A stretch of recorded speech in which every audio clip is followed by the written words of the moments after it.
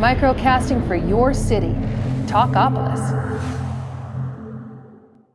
From the family grocery hauler to fire-breathing racing engines, the one name you need to know is USA Motor and Machine, located at 51 Cleveland Avenue in Nashville, Tennessee. Give them a call at 615-726-3725 or visit them online at www.usamotorandmachine.com.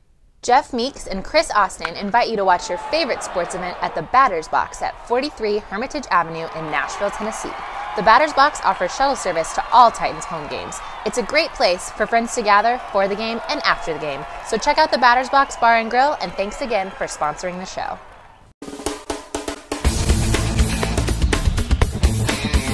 Well, hello everybody, and welcome to the road to Cookeville. We're on our way to the top of the mid-state. I'm Joe Williams, along with my special guest, Maurice Patton from the Tennessean newspaper. Maurice, first week of high school football is done, at least the playoffs. How did you think? I think for the most part it went about the way most people expected. We saw one shock that we'll get to here in a bit, but for the most part, I think the first week of the playoffs went about the way everybody would have expected it to. Tell you what, let's get straight to the brackets as we speak, using this new contraption they call a computer. I'm an old guy, what can I say? Let's take a look at the 2012 Division I Class 1A bracket up in the East State. Greenback, obviously with a bye. Copper Basin, as expected, beat Lookout Valley. Cloudland beat Midway 28-12. They'll face Cookeville, who got a bye. Maurice, interesting note on the Cloudland Midway game? Yeah, most of these games were played on Friday night. It's supposed to have all been played on Friday night. Well, yeah, they didn't have any snow blowers up on their own mountain, apparently. Cloudland and Midway had to wait until about 3 o'clock Saturday afternoon the following day to play theirs, Eastern time, to get the white stuff off the field so they could play. Unbelievable. Quadrant number 2, Moore County got a bye. They will face Eagleville, a 38-14 winner over Monterey, I should say. Eagleville, mid-state team. I don't know a whole lot about them. They've been kind of quiet, but they've advanced to the second round. South Pittsburgh gets past Columbia Academy, 76-21. Yeah, South Pittsburgh was in the 1A finals last year, lost to Wayne County. I'm not sure how expected that loss was. I think these guys got a little bit of blood in their eyes this time around. Well, hopefully they'll get a little sportsmanship in their eyes, too, to go with it. Gordonsville gets a bye. They'll face South Pittsburgh. I doubt South Pittsburgh will run 76 points up on Gordonsville. No, Gordonsville comes in as the #1 ranked team in the state in 1A. South Pittsburgh's been ranked most of the season. I think they finished up the year ranked number 5. So, no, they won't be putting 76 up this week. Let's go to the bottom half of the bracket. Quadrants 3 and 4. Collinwood with a bye will be facing Joe Burns, a 28-21 winner over defending state champ Wayne County. Defending state champ Wayne County. We lost 2 state champs, 2 defending state champs this week, and the other 4 are still out there. I'm sorry, the other 6 still alive. So yeah, we got a lot of divisions in this state, you know. Let's see who else is still playing. Nashville Christian moves to 9-2 with a 42-20 win over 3-7 McEwen. Jeff Brothers, his squad moving forward. Exactly, and you know, as we were saying last week, their reward for winning this one is a second straight rematch of a District 10A matchup. They go to Clarksville Academy, which won that district in the regular season. That ought to be a pretty good ball game. Down in the bottom half of the full bracket in quadrant number 4, West Carroll 8-2 gets a bye. They'll face Halls, an upset winner, 41-32 on the road at Gleason. Kind of a shocker there. Huntington rolls up big points, 50-15 over Lake County. And I'll come back and say it, Maurice, when teams start scoring like that, that's going to come back and haunt you someday. Well, but at the same time, though, you're trying to get ready for the playoffs and trying to get ready to go deep in the playoffs. Kind of get a little bit of a different mindset at this point. Yeah. And so, and Huntington has been a pretty good team here over the last little bit. So, yeah, there's only so much you can do to hold the score down. Well, that's true. I mean, a lot of it depends on how it happened. Yeah. You got to look at that. Union City gets a bye. They're number 2 in the quadrant. They'll be at home against Huntington next week. That's going to be just a West Tennessee knockdown slobber knocker. You know, Union City's been a team to watch here over the last few years, regardless of what classification. Enrollment has gone down out there, but I've I think that they're a team that can make a run here over the next 2 or 3 weeks and possibly wind up in Cookeville. All right, let's take a look at the brackets in Division 2A. And we go to the top of the bracket, quadrant number 1, Knoxville Grace, the top seed with a bye. Maurice, we talk a lot about teams with a reason. This team has a real reason to move forward. The coach's son, who was a player, carried off the field at South Pittsburgh 2 weeks ago, airlifted to a hospital in Chattanooga, bleeding on the brain, some real questions. Now, just a miraculous recovery, number 1. It seems to be improving here daily. Kid that's got a shot, I think he's going to a service academy and play, maybe Navy. I don't remember right off, but McCamey, I think, is his name, and he's the coach's son, and obviously want to send best wishes out to the young man and his family and that ball club as they go forward. And you know their fight. You know they want to bring. He don't get to play any more high school football. I mean, the injury is that severe. He will not play anymore in high school. You know they want to bring him a gold ball. That's some emotion to carry into Cookeville. You see a team that has some emotional, not baggage, but has some emotional situations go on, and they can really ride that wave if things break for them. Yeah. The Knox Grace will face the winner of the Hampton Silverdale game. Silverdale pulled that off 41-8. A number 5 seed against a number 4 seed, kind of surprising. On down in this bracket, you've got Boyd Buchanan over Rockwood as expected. Oneida with the bye. Boyd Buchanan will travel to Oneida this Friday night. As you go to quadrant number 2, Friendship Christian 9-1, number 1 seed with a bye. As Watertown is upset by Cascade. I say upset because it's a 4 versus 5 contest, 24-21. Cascade's reward, they catch Friendship Christian. Catch the defending state champ in 2A in Lebanon. Should be fun for Cascade. No, I wouldn't want to make that trip. No, it's. Have you ever been to Friendship Christian? No. It's up off Highway 109 up there, and you just drive back in there forever, and then all of a sudden, boom, there it is. But you know, Watertown was ranked. I think they got off to a 6-0 start, and then they hit the back end of their schedule and kind of hit the skids there a little bit. Cascade was a team that broke onto the scene early this year with a big win over a pretty good Mount Pleasant team, and has just kind of kept that momentum up. So I think it'll be a pretty good ball game. I don't expect Cascade to get out of there with a win. Let's go down a little bit further. The second half of that bracket in quadrant number 2, Trousdale County sneaks by Jackson County 20-19, a 3 versus a 6. Trousdale County at home. I find that a little bit surprising. This isn't the Trousdale County team that a lot of folks are used to seeing, though. And again, this is another of those many rematches. They're both in that Region 4A up there. Trousdale County had beaten Jackson County earlier in the year. Jackson County plays them a little closer this time around. Trousdale had some injuries, and they are a small roster to start with. Probably wasn't one of their better teams to start with, but then when you add in the injuries and that kind of thing, it's been a tough season for Kevin Creasy and those guys up in Hartsville. And what do they get as former state champs themselves? They get Marion County, the 2 seed in the bracket. Don't know a whole lot about this Marion County club, and so not real sure exactly what to expect out of that ball game. It'll be one to watch, though. Still in Double-A. Let's go to the bottom half of the bracket where Adamsville got a bye at 9-1. Mount Pleasant gets past Forest 26-21. Mount Pleasant travels to Adamsville. And here's a shout out, Maurice, for a team that has faced some true adversity in Mount Pleasant, and yet they've been able to advance. Exactly. They've had some players that started the season with them that didn't get to finish the season with them for some off-field issues. And let's just leave it at that. But you know, and with a first-year coach down there in Jason Hoth, who had been on the staff at Columbia Spring Hill, I think. Like you said, they've dealt with some adversity. They were already kind of breaking in a new coach and that kind of thing. So it's kind of been a tough run for them. But bounced back with a win last week, and see what they can do against an Adamsville team this week. One of those two will face the winner of the Heritage Loretto game, White House Heritage, a winner 37-12 over Houston County. Loretto got the bye. That'll make it pretty simple there. It's 2 White House teams that are in the playoffs this year. Play some pretty good football up there. I tell you, it's a tough little place to learn how to play. In the bottom half of the bracket, it's Dresden, a 1 seed, advances with a bye. Trinity Christian, big over Booker T. Washington, 6-4 versus 3-7. Booker T. Washington, 65-12. And I think I've said enough about scores like that I'll just leave it there. Trinity Christian goes to Dresden. That'll be another West State event to watch.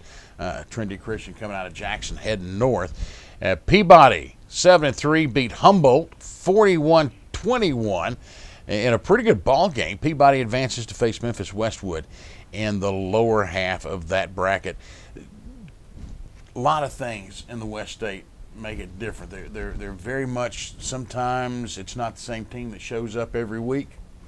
I'm a little intrigued by that Peabody-Humboldt matchup. As I mentioned last week, I went to school out in West Tennessee for a year, and Peabody's in Trenton, Humboldt, a couple of Gibson County teams getting it on out there, and I'm sure they had a nice little crowd for that one. All right, let's take a look real quick at 3A as we make our way on the road to Cookeville. Some of these teams are going to make it, and some of them are going to make it past Friday night. This is where we got rid of the byes. Everybody had to play to advance here, and it was a wild weekend all the way around. Elizabethton got past Johnson County 42-13. They'll be at home against Gatlinburg-Pittman, who beat Chucky Doak 48-21. Now, here's the catch to that. At the end of the first quarter, according to the reports that I got, Gatlinburg-Pittman was out on top at the end of the first quarter, 41-0. First quarter. They finished the game by winning 48-21.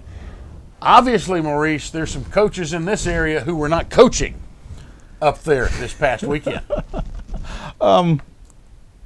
We were referring to the South Pittsburgh game, and you're referring to some other games, but yes, I am. You know, some people pull it back better than others, I guess. West Green going down the bracket will be at Sullivan North. West Green, big upset, AAA.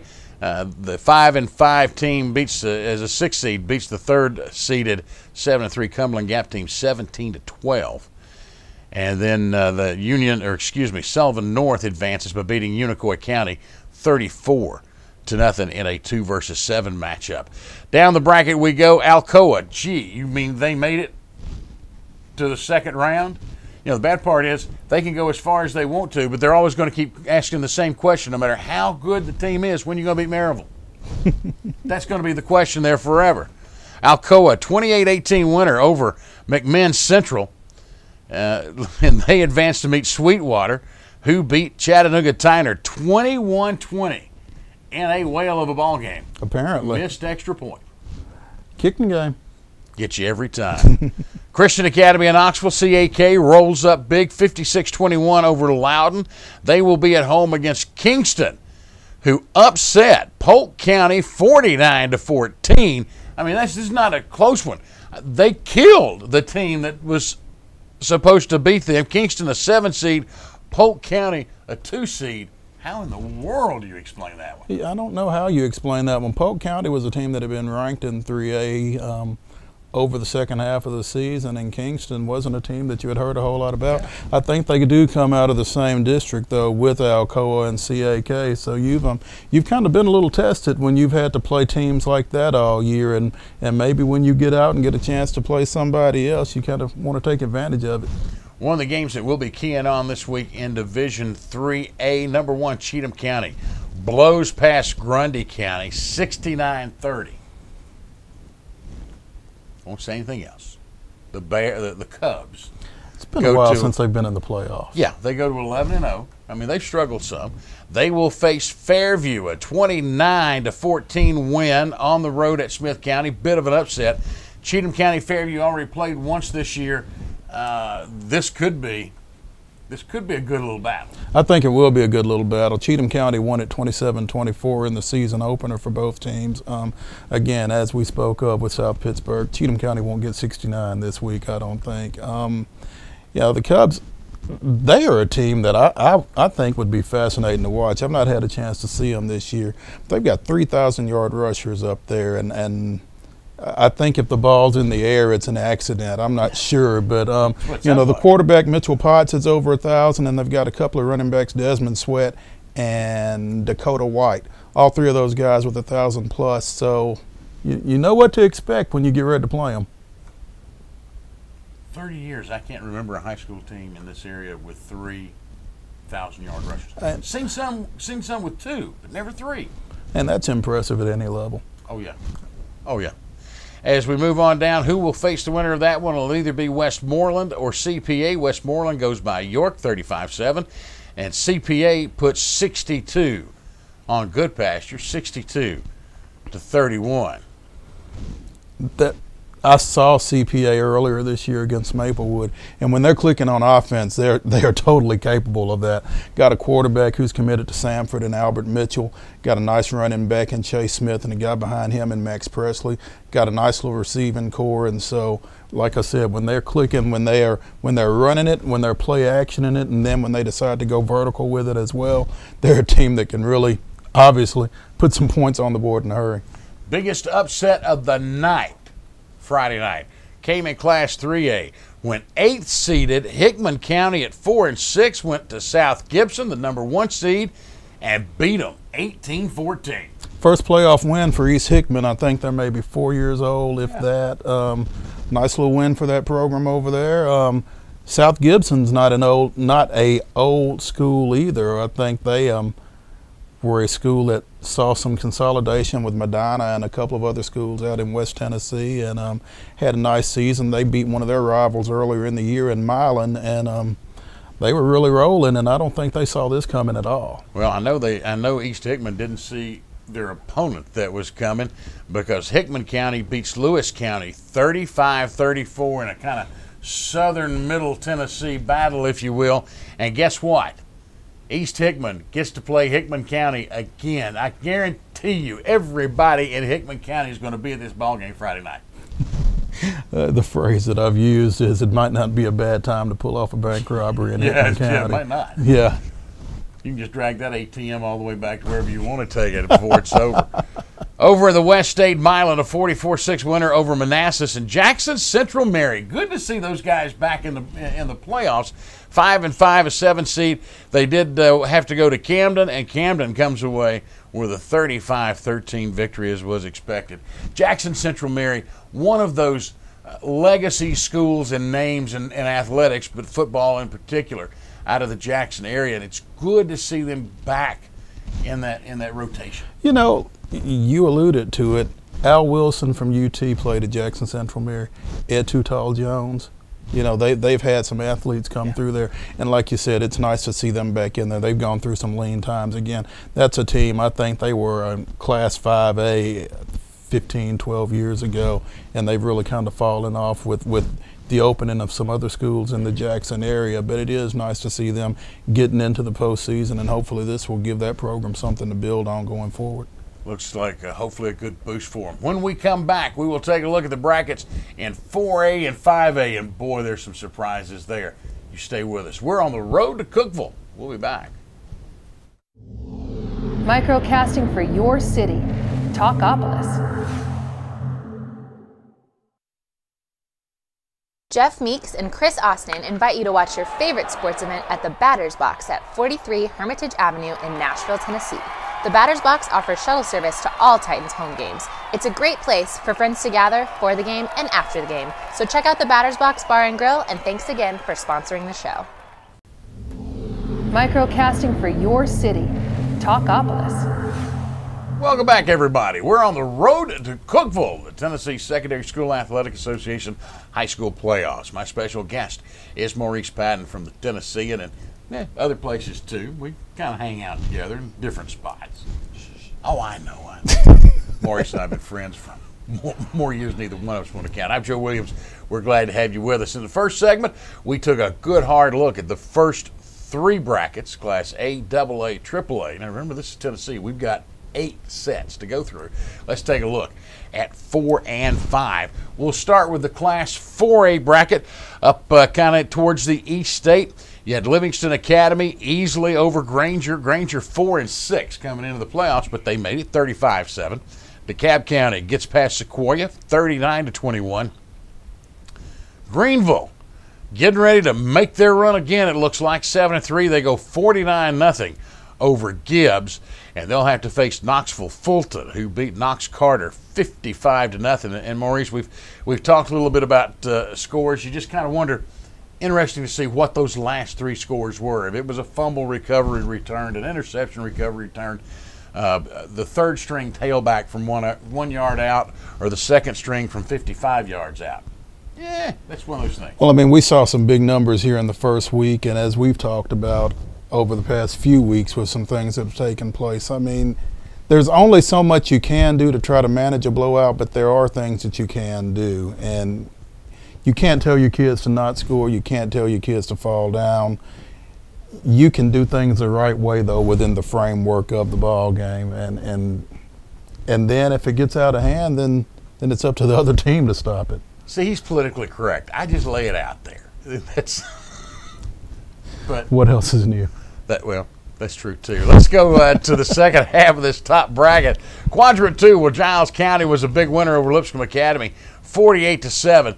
And, yeah, Lipscomb Academy goes out in the first round, but, Maurice, once again, the Mustangs in the playoffs. Like clockwork, just about. I think they missed it last year, and it was the first time in about 20 years. Glenn McAdams has always done a great job over there.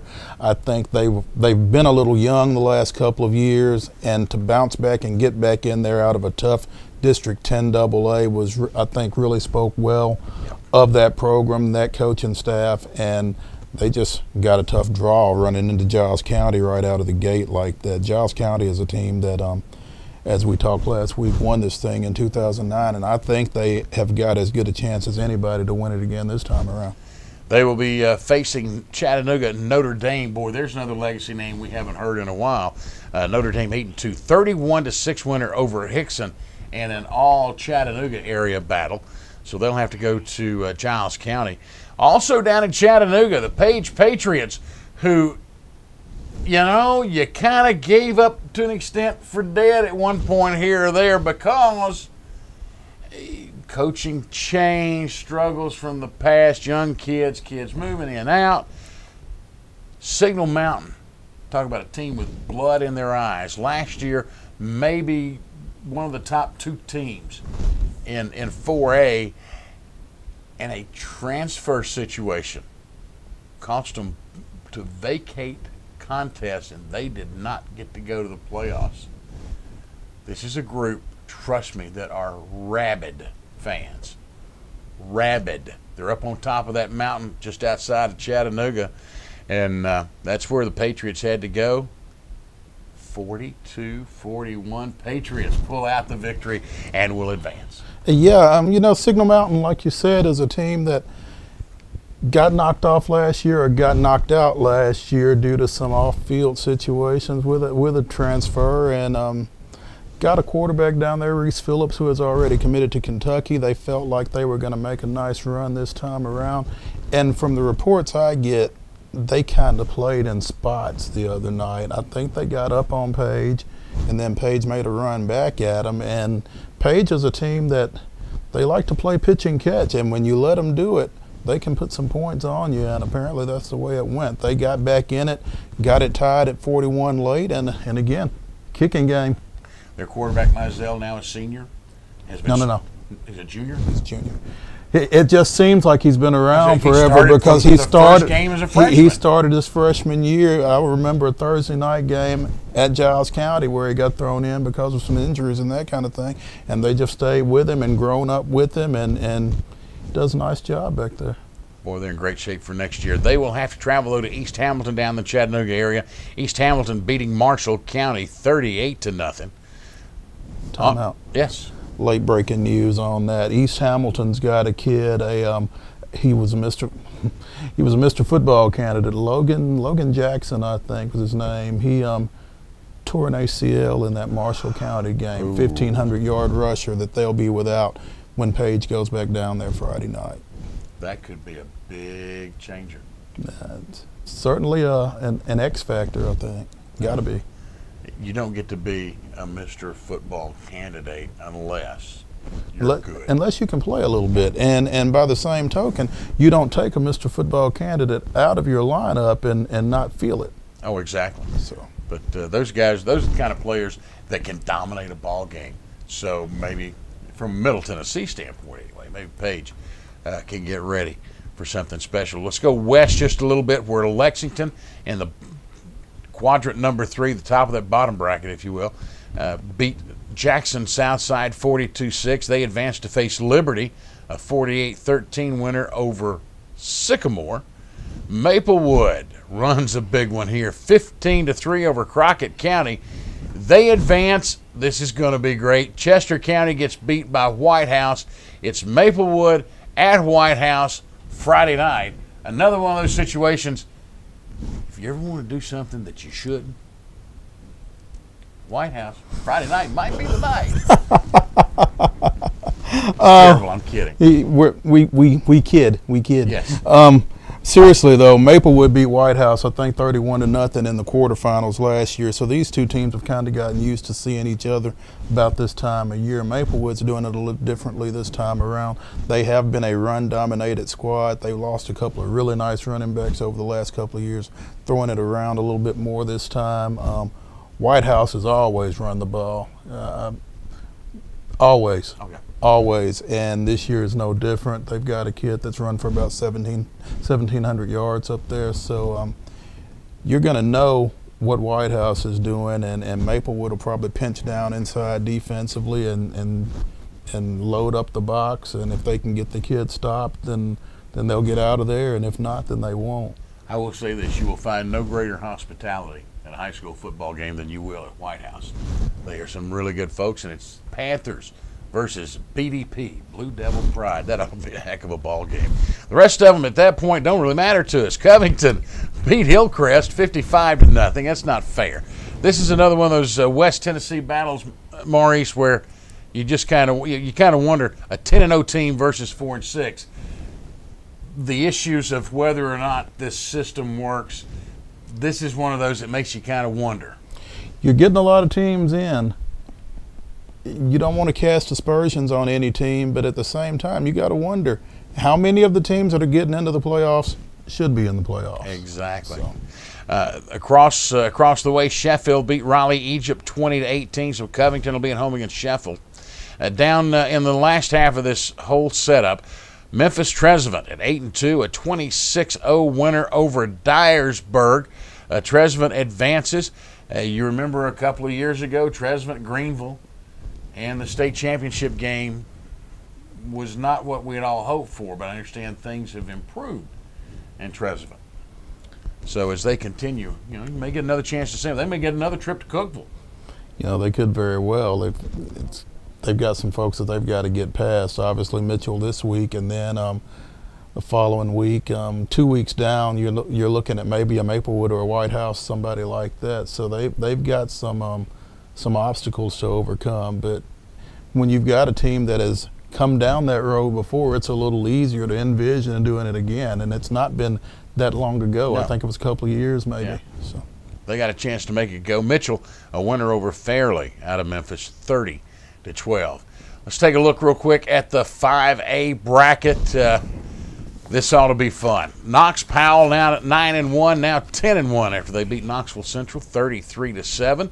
Knoxville West knocks off South Doyle 27-7. They'll face each other at Powell this week.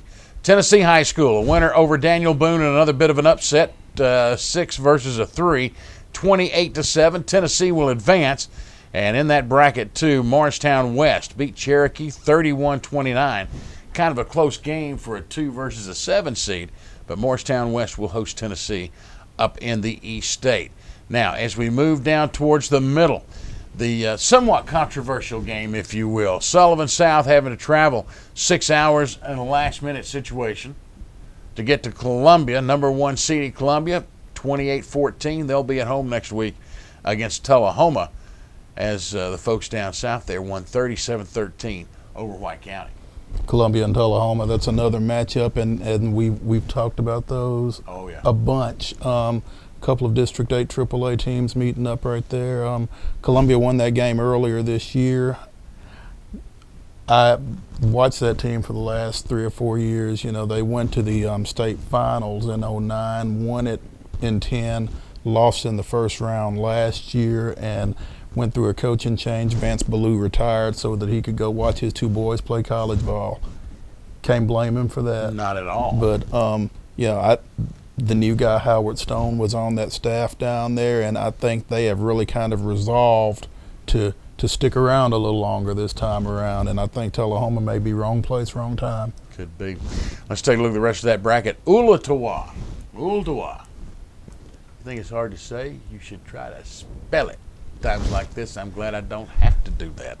But Ooltewah beat Anderson County 47-28.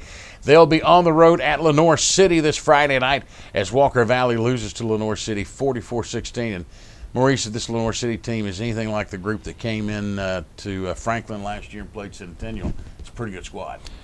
Not quite the same. I think they had a really good receiver on that team last year who is no longer with them. Kid that was being recruited by a lot of SEC teams, particularly one in close proximity to Lenoir City, and I can't think of his name, but I didn't know Athens was that close. Yeah. Maybe it was Nashville. There you go. No, he was recruited from Tennessee heavily.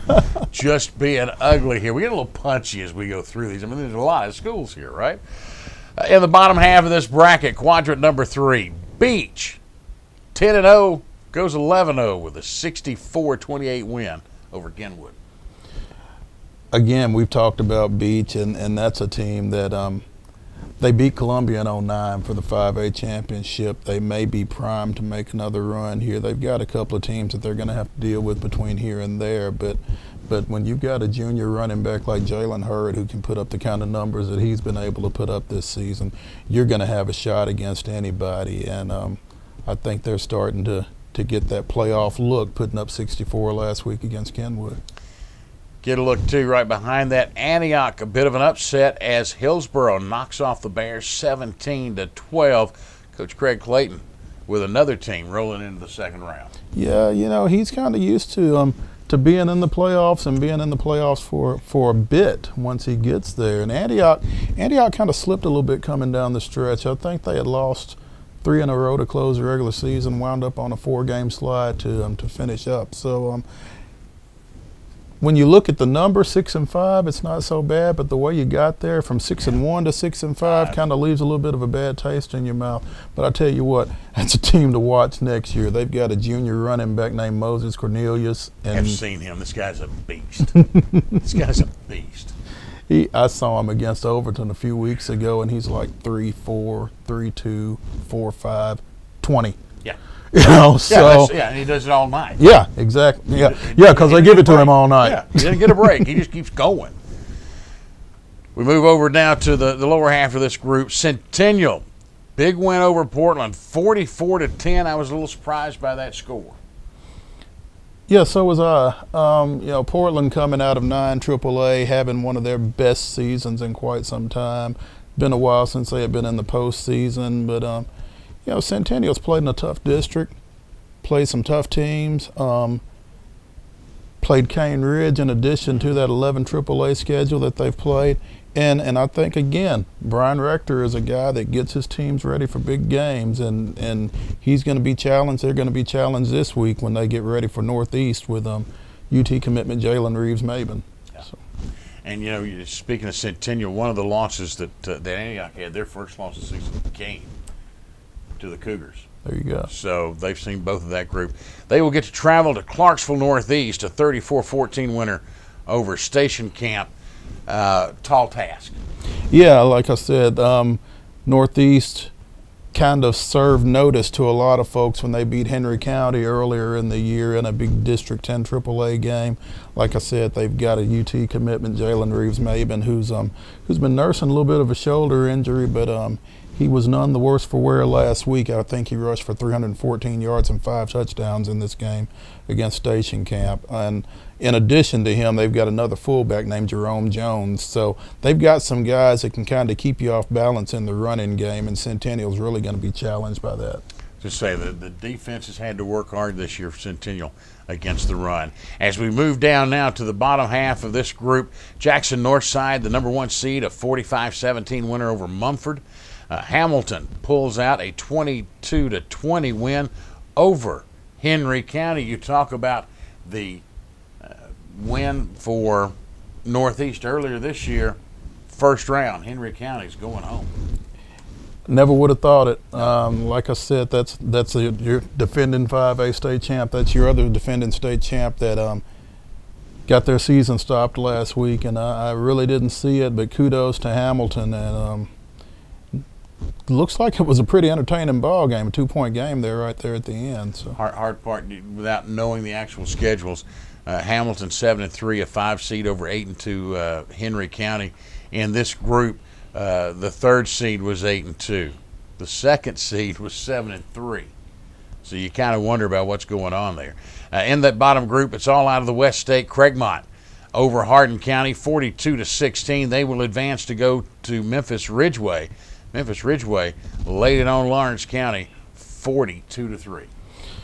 Yeah, Lawrence County kind of snuck in there, I think, at the end. I think they won a game right there in week 10 to get into the playoffs. And Ridgeway is a team that was right on the fringe of being ranked in the AP poll for most of the season. They were either in there or just out. So not terribly surprised with the outcome. The margin might be a bit much, but the way that one went, I don't think took too many people by surprise.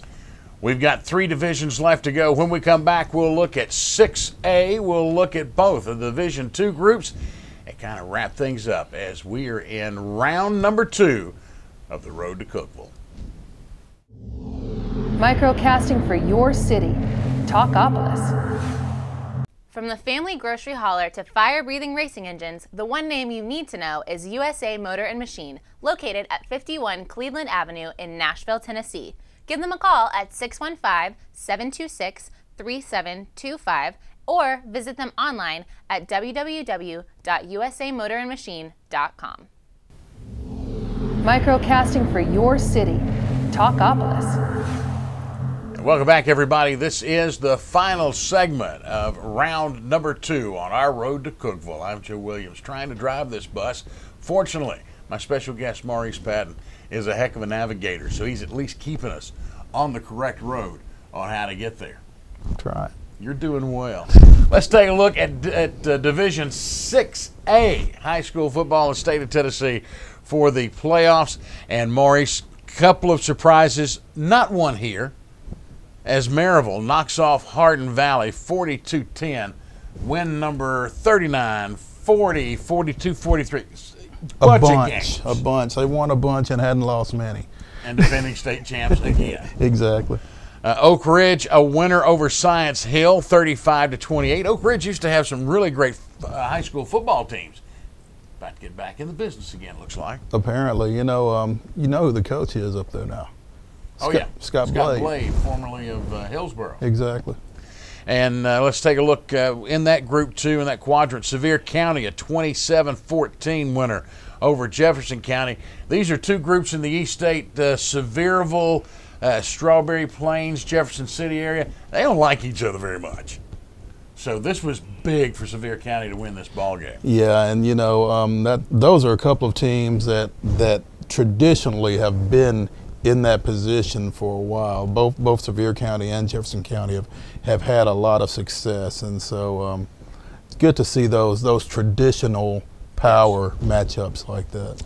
On down Bearden, a loser on the road at Kingsport Dobbins-Bennett. Dobbins-Bennett now 11-0 as they win 35-7.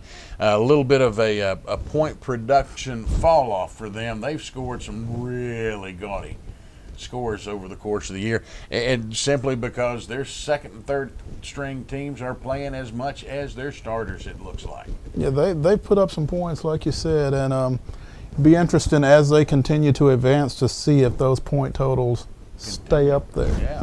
Another one to watch for as we go to quadrant number 2. Siegel goes to 11-0, defeating Murfreesboro Oakland again. This is that group over in Murfreesboro. They're going to fight each other all the way to the finish. Siegel 58-13. That's what they've done all year, though. Yeah, exactly. That, you know, I've not had a chance to see them yet this year, but somebody described Siegel to me as Oregon on Red Bull. Yeah, that's actually a pretty good description. I saw them first game of the year against Franklin, and yeah, that's actually a pretty good description, even that long ago.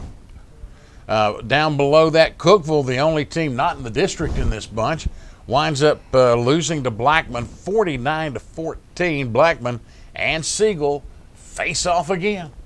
It's tough for Blackman because this is a team that had an SEC signee last year in Octavius Mathers, and they kind of bounced back. They had a couple of struggles early in the year, but gotten things going and pick up a big win to open the playoffs. And now you got to run into a Siegel team that's from your district that you've already lost to once, and right when you think, you know, we're in a pretty good spot, we could make a run. Maybe not. The seedings, the pairings, and the quadrants. You know, a lot of folks say it's a little bit funny and different, and there's some subjectivity to it. However, if you'll recall, in the old days, under the old plan, it was not uncommon to face a district opponent in the second round if everybody was strong enough. It was in the second round. It was more likely to take place in the quarterfinals, though. So you didn't see as many of these district matchups in the first or second round as you're seeing now. And I think some coaches, some fans, rightfully so, maybe have a little bit of an issue with that. Well, but the whole idea behind that was get them out of the way early so that those districts don't advance 4 teams into the quarters. It's a theory. It's a theory. There are also other theories. Magic Bullet is one. One other contest. Riverdale upsets Cane Ridge on the road 31-0. Now, Maurice, I have seen this Cane Ridge team, and they are strong. Riverdale coming out of that district, I got the feeling they've played an even tougher schedule than Cane Ridge did. They've played a tougher schedule. I think they were a little bit more prepared for the playoff environment maybe than Cane Ridge. Well, I was at that ball game. So, you know, Cane Ridge just never really clicked offensively that night. They've been so predicated on their passing game, as you know from having seen them against Centennial. When they can throw it and catch it and get up the field with it, they are a dangerous team. They just weren't connecting. Sherrod Carruthers kind of struggled a little bit in the passing game, and when you are a team that throws it and you can't throw it, it's not like you can go back to your running game because you're in third and long all night, and so you're just having to throw it more. So it was just a tough night for Cane Ridge, but kudos to them for the season they had. This was their 4th year of varsity play. They go 8-2. They win District 12A, and as one of their assistant coaches was saying on the sidelines toward the end of that game, you know, we're not going to let this overshadow what we've accomplished over a 10-game season, and good for them for taking that attitude with those kids. They got a lot to be proud of. Having seen both of those teams, I don't think Cane Ridge can let that one game define the team that they've been all year long. But Riverdale will advance. They will face McMinn County, a 42-22 winner over Bradley Central down in the East State. So Riverdale's got a bit of a little drive coming up Friday night. Dixon County, a winner over McGavock, 42-12. And they'll be at home against a very good Mount Juliet team who had surprising little trouble with Independence out of Williamson County, 52-22. You know, we had somebody at that game, and it was like Mount Juliet. I think they might have punted once, Mount Juliet. I didn't really expect that big a number, but I'm excited about this Dixon County Mount Juliet game. You got a couple of 9-1 teams. I think the over/under on passing attempts for that game is maybe 10. And I would take the under. Exactly. Yeah, I mean, the ball's not going to be in the air a whole lot unless it's on a pitch out or something like that. But both really, they're going to pound the ball. They're going to play defense. Both got great kickers. So neither of them will score 42 points Friday night, I don't believe. No, I don't. May not be 42-point score combined. I'm not sure. I was going to say, I'll bet you there won't be 28 points scored combined. We'll talk about that later. Okay, I'm looking 14-13. But that's us kind of playing with it at the moment. What I consider one of the great upsets of the night, Nashville Overton. Terry Anderson and the crew go all the way to Arlington, which is just north of Memphis, and put it on them, 27-13, a 6 seed over a 3 seed. And good for Overton. You know, it's nice to see them go out and have a little bit of success, because they kind of were up and down during the regular season, and to go down there and beat a good Arlington team and stay alive for another week speaks well for that program and for Metro in general. Talk about speaking well for a program. Brentwood at home gets a 35-0 win over Wilson Central. I really expected a closer game out of this. I would have expected a closer game as well. At the same time, I know Wilson Central lost their regular season finale pretty good to Mount Juliet, and didn't really take care of the ball very well in that ball game, and I think they had some of the same issues. 3 or 4 turnovers. Right. And let me tell you, you turn the ball over and give it to Brentwood, they're going to burn you. Either one of the 2 quarterbacks, or they'll just hand it off to Ben Green, the touchdown machine, as they call it. And he's going to get the ball there. Yeah, you know, and Brentwood's a team that they can score fast. Or they can walk it down the field on you, but 9 times out of 10 they're going to score. Yeah. So you better score with them, and turning it over doesn't help you along those lines. It's almost a neighborhood battle in the next round, as Overton will go to Brentwood. There was a day when I would have paid real money out of my pocket to see that ball game. Out of your pocket? Yeah. Out of your pocket? Yeah. Oh, okay. Yes, and I've got to find my pocket first. Take a look at the bottom half of this 6A bracket. Whitehaven a winner over Collierville, 42-7. Southwind beats Houston, 28-13. They'll meet in Whitehaven. Whitehaven 10-0, expected to come roaring out of that West State group. Yeah, that Whitehaven got to the state finals last year. They beat Mount Juliet in the semifinals before they went and played Maryville in Cookeville and lost that game. And that's a team that's just loaded with college prospects. Mark Dodson is a guy that I think is committed to Ole Miss, but they've just got college players, potential college players, and college assistant coaches all over the place. Yeah. Exactly. Elsewhere, Germantown a winner over Bolton, 34-22. Germantown, one of those legacy schools, they'll be facing Millington Friday night. Another of the big upsets, 5-5 Millington, a 7 seed, winning on the road at 2nd seed Brighton, 35-14. Wouldn't have expected that. No, that's not supposed to happen. Yeah. Especially, I'm sure Brighton agrees with you. I bet you Brighton says you're exactly right. But that's the 6A bracket. Let's look at Division 2. This is what we used to call the private school group, if you will. They will play their second round, their quarterfinals this week. Their semifinals the 3rd week. Then they get a week off because they only have to win 3 games to get to where they want to go. Exactly. In the opening round, Knox Webb, the number 1 seed out of the East. And this is Division 1. 1A. Division 2 1A. There you go. Yeah, Webb gets a bye. Harding Academy eliminates Zion Christian 60-14. Donaldson Christian, wow, here's a good one. Took out Southern Baptist SBEC. Easiest way to put it. They're actually in Mississippi now. 28-26. DCA will have to travel to University School of Jackson, who got a bye. Down in the bottom half of the bracket, looking to see who else is going to go to Cookeville this year. Evangelical Christian School, 4-6. 4-6. The number 1 seed. Got a bye. They will face Fayette Academy, the 3rd seed at 8-2, out of the West, as they beat Azell Harding 43-29. That is an upset coming here in Nashville. So Fayette Academy advances. In the bottom part of this bracket, St. George's 9-1. They're 9-1. They're the number 2 seed out of the West. 9-1. The 1 seed was 4-6. Just saying. They beat Davidson Academy 42-7, and they'll be on the road this week. They got to come visit Franklin Road Academy, the number 1 seed in East and Middle, at 6-4.